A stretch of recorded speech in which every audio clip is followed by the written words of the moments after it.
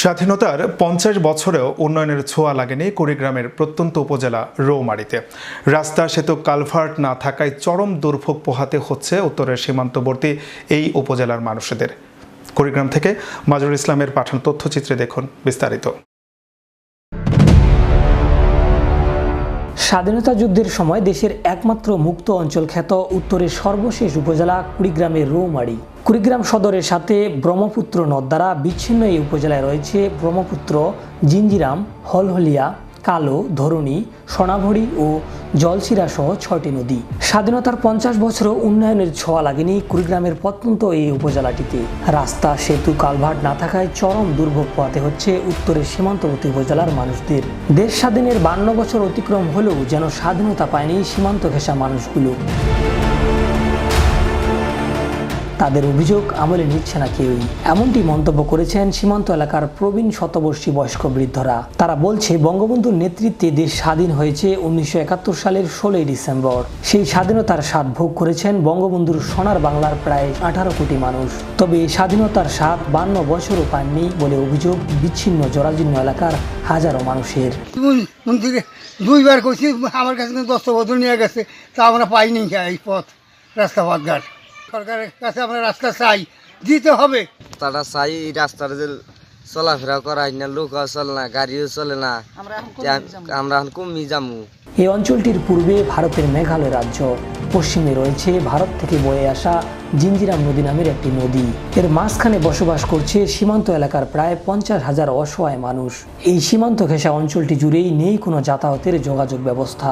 একমাত্র যোগাযোগের ভরসা নিজেদের তৈরি করা বাঁশের সাঁকো। আমরা এই রাস্তা দিয়ে হাঁটা হয় না, গাড়ি ঘোড়া চলে না। আপনার কাছে এইটা আমার কাছে অনুরোধ, এই রাস্তাটা আপনারা ভালো করে দিবেন। না হওয়ার কারণে আমাদের আসলে খুবই সমস্যা, এবং এই যে গ্রীষ্মকালে ধুলাবালিতে কাপড় চোপড় সব নষ্ট হয়ে যাতায়াতের সমস্যা হয়। আর বর্ষাকালে তো চলাচলই করা যায় না, এক হাঁটু কাদা হয়ে যায়, না হেঁটে যাওয়া যায় না গাড়ি নিয়ে যাওয়া যায়। সরজমিন ঘুরে দেখা গেছে রাজীবপুর উপজেলার বালিয়ামারি খেয়াঘাট হইতে ভায়া লাঠিয়ালডাঙ্গা হয়ে সীমান্ত ঘেঁষা আলগার চর ভায়া খেয়ার চর বাজার হয়ে সীমান্ত ঘেঁষা বকবান্দা গ্রাম ডেঙ্গিয়ে ভায়া ঝাউবাড়ি চলিয়ার চর বাজার পর্যন্ত প্রায় ১০ কিলোমিটার দীর্ঘ এলাকাটিতে একটি ইটের ছোঁয়াও লাগেনি। আমরা এই রাস্তায় একবার যদি স্কুল কলেজে যাই, পরে আর যাওয়ার জন্য উপযুক্ত রাস্তা না। আমরা চাই আমাদের এই রাস্তাটা ভালো করে দেওয়ার জন্য সরকারের কাছে আমরা বিশেষভাবে আবেদন করতে আছি। তো আমাদের যে কষ্টটা, এটা মাননীয় প্রধানমন্ত্রী আপনাকে আমরা বুঝাইতে পারবো না।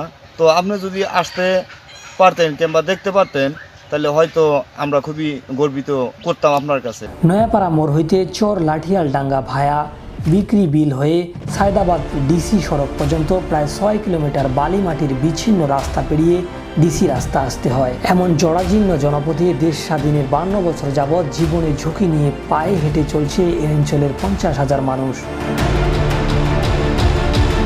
জরাজীর্ণ জনপদে সরকারি বেসরকারি প্রায় ২০টি শিক্ষা প্রতিষ্ঠান রয়েছে। প্রতিনিয়তই জীবনের ঝুঁকি নিয়ে শিক্ষক শিক্ষার্থী সহ সকল পেশার মানুষ বাঁশের সাঁকোর উপর ভর করে যাতায়াত করে থাকে। এ বিষয়ে শতবর্ষী বৃদ্ধ আলহাজ আব্বাস আলী, আলহাজ হোসেন আলী, আলহাজ জয়নাল আবেদিন, আব্দুস সাত্তার দেওয়ানি, আলহাজ ফটিক হোসেন সহ পথচারীরা অভিযোগ করে বলেন, আমরা কি এদেশের নাগরিক হতে পারিনি, যার ফলে এই অঞ্চলটি বরাবরই অবহেলিত, কেউ দেখছেন না।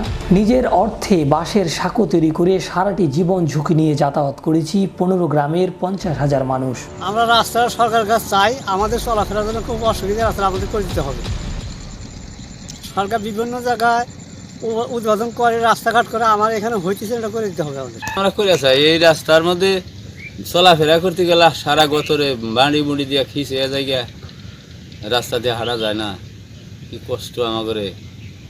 বৃষ্টি নামলে গেলে তো গাড়ি ঘোড়া কিছু চলে না। সরকারের কাছে জরুরি ভিত্তিতে জোর দানায় এই রাস্তাটা পরিকল্পনা করে দেওয়ার জন্য আবেদন করে আমাকে এই রাস্তাটা ক্লিয়ার করে দেওয়ার জন্য। পানির জন্য আমরা কোনো রৌমারি মানুষ রৌমারি যাওয়াতে পারি না, সরকারকে এটা উন্নয়ন করে দেয় না। আমরা কোনো জায়গায় যাইতে পারি না, হাঁটাচলা করতে পারি না, বন্যা আসলে কোনো দিক যাইতে পারি না।